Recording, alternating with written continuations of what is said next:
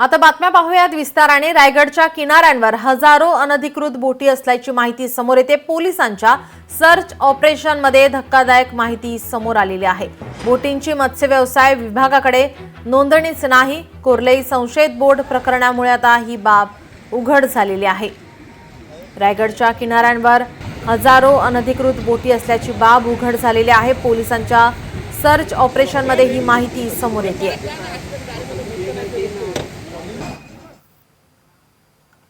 Unregistered fishing बोटी पण शोध घेतली होती। त्याच्यात जवळपास 1000 बोटी अशी आढळून आलेली आहे ज्याचे रजिस्ट्रेशन नाहीये।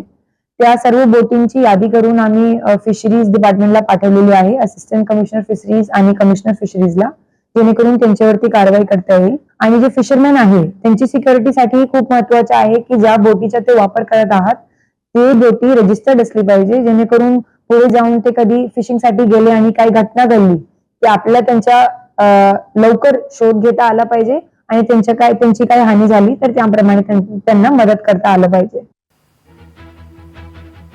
आपले प्रतिनिधी भारत गोरेगावकर आपल्यासोबत फोन लाईन वरून जोडलेत। भारत, काय अधिकची माहिती? नीलम, जसं आपण पाहिलं होते की अगदी 4 ते 5 दिवसांपूर्वी एक संशयित बोट रायगडच्या कोर्लई समुद्रात असल्याचं वार्ता समोर आली होती आणि त्यानंतर रायगड जिल्ह्यातल्या पोलिसांनी मोठ्या प्रमाणामध्ये कोम्बिंग ऑपरेशन सुद्धा सुरू केलं होतं, सर्च ऑपरेशन देखील सुरू केलं होतं।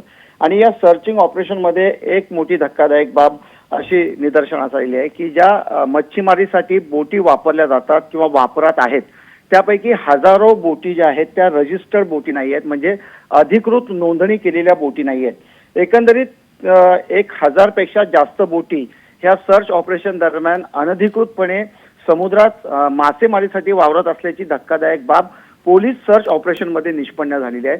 आणि त्यामुळे पोलिसांनी या बोटीचा एक अहवाल संबंधित विभागाकडे दिलेला आहे, कारण ह्या बोटींनी अधिकृत परवानगी घ्यावी, रजिस्ट्रेशन करावं, कारण पुढे भविष्यात कोणतीही अडचण निर्माण झाल्यास त्यांना सर्वतोपरी सहकार्य करणे हे प्रशासनाला सोयीचं जावं आणि मच्छीमारांना देखील कोणत्या अडचणी उद्भवल्या तर त्यांना सहकार्य करणे योग्य पद्धतीने सहकार्य व्हावं या उद्देशाने आता ही पोलीस अधीक्षक आहेत यांनी हा अहवाल सादर केला आहे। मात्र ह्या ज्या हजारो बोटी आहेत मच्छीमारांच्या ज्या अनधिकृत आहेत त्या आता पुन्हा पोलिसांनी सर्च तपासात निष्पन्न केल्यानंतर पुन्हा मासेमारीसाठी त्यांना परवाना देणार की नाही देणार याबाबत मात्र अद्यापपर्यंत प्रशासनाने खुलासा केला नाहीये। जी, धन्यवाद भारत, आपण दिलेल्या सविस्तर माहितीसाठी। लोकशाही मराठी ऐका, पहा, जागरूक रहा।